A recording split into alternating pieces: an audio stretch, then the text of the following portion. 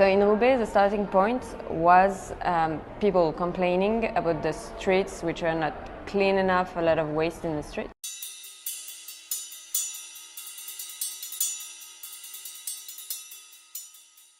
So one of the team who was competing for the local elections chose this as one of their main topics, and they chose to propose a zero waste strategy to solve this problem.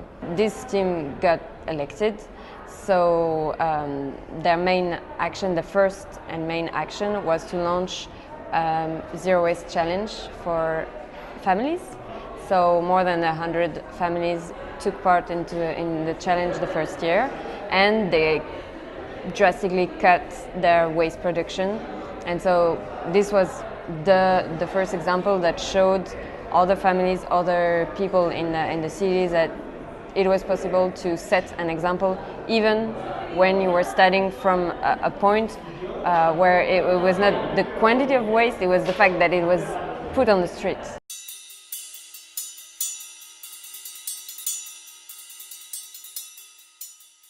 The challenge was that they were not operating the waste collection or waste treatment.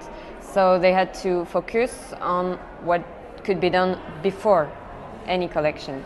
So focus on prevention, waste reduction at the early source in the families. The thing that the municipal team put forward from the beginning was that zero waste could enable you to save money, and they did that because they knew that money was an issue for many families in the city. The Zero Waste Challenge with the families was the starting point, but then the municipality started working also with local shops to cut the packaging waste, and with local entrepreneurs to develop new zero waste solutions, and so on.